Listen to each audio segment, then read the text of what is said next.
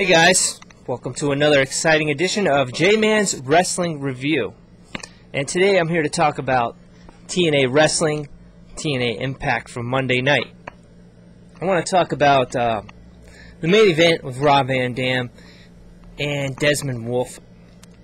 Now, I was kind of disappointed by this match. Rob Van Dam, the new champion, he goes in there and wrestles Desmond Wolfe in the main event, okay? And he ends up beating this guy in like under 5 minutes, okay? Not that the match had a few good points in it, because it did. It had some good points. But it was just too quick. It was too fast. And I think Van Dam beat him a little too easily. Now, I would have liked to have seen Desmond Wolfe give Van Dam a little bit harder of a time. Make him really work to win the match.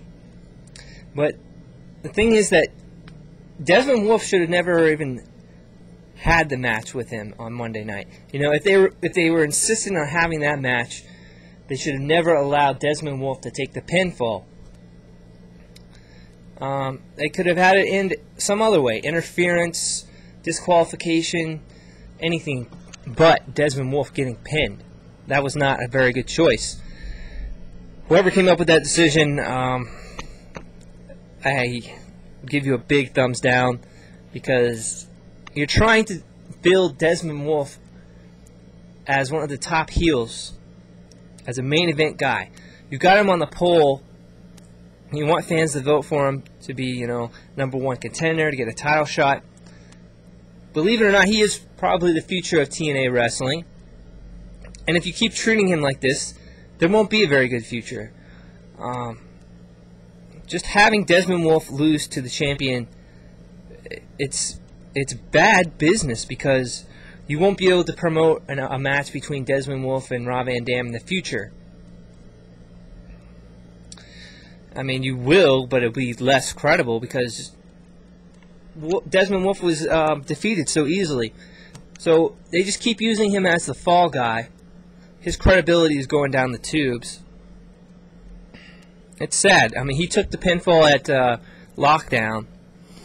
And how many more times is he going to keep getting beaten? You know, Desmond Wolfe is a good talent, and I think they're just really underusing him. It was a shame. It was a shame. Anyway, moving on. Other things that happened last night. You had Rob Terry in a segment with Orlando Jordan on like a talk show sort of thing. Kind of vintage Roddy Piper style, Piper's Pit, that type of deal. It reminded me of a lot of things that Goldust used to do, with the humiliation tactics, sort of, the, you know, borderline sexual and very disturbing sort of mind games that he played with his opponents. It was an interesting segment. I don't think it went too long. It played well into the storyline. And you know, in all honesty, I kind of liked it. Orlando Jordan, don't get me wrong, I'm not a fan of his. I think he's pretty sick and disgusting. But probably a good wrestler as far as in-ring skills and mic skills. But the segment was good up until the actual beatdown of Rob Terry.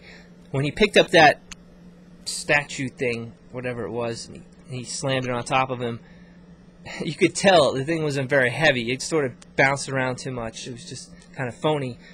Was it made out of plastic or something instead of what it looked like? It was made out of stone.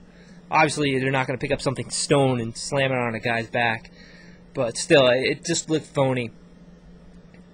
I mean, if you're going to beat down the guy, make it look credible. Make it look like you're really beating the shit out of him, instead of having like this bouncing statue, like it hits him and then boing, boing, boing.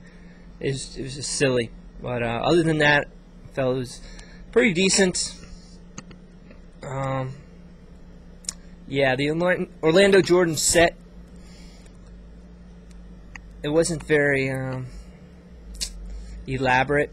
Like, you know, in WWE, a lot of times they'll have the interview segments, like interview specials.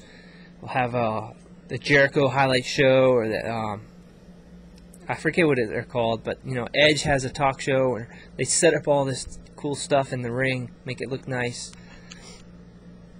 And they didn't really do that too much with the Orlando Jordan set, so it needs some work. If that's going to be a continuing segment, which wouldn't be a bad idea. I mean, they could use a talk show segment. Try to make it kind of like the Heartbreak Hotel used to be. That would be neat. What else? What else happened on Impact besides the Sting incident, which I already talked about? Jeff Hardy confronting Mr. Anderson.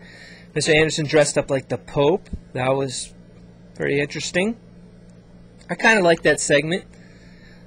Wow, I like when Anderson turned around and swung at Jeff Hardy, and Jeff just ducked it right away. That was hilarious, and then proceeded to beat the crap out of Mr. Anderson. Really good. And Mr. Anderson's getting a lot of feedback from the fans. He's getting a lot of heat, which is nice, and he reacts to it. I like how he sells to the audience. It's good stuff. Anderson keeps coming out there and doing unique things. You know, he really gets into character and tries to humiliate his opponent. He tries to attack his opponent on a psychological platform as well as a physical. And I think that's a great characteristic to have as a wrestler. So yes, all in all, I enjoyed Impact. I think that was a pretty good show. Of course, it could have been better. I'm not sure what the ratings were, but they probably weren't anything near what Raw was. But anyway, as long as they're making improvements to their show and they're headed in the right direction, that's all I'm really concerned about. The ratings will eventually get better. I don't expect them to go through the roof at any point. But, yeah, good show. Stay on course. I don't have a whole lot of other advice for TNA at this time. But I look forward to hearing your comments. Make sure you send me anything you're thinking of. Type it out and put it in the comments section. And thanks for watching. See you next time.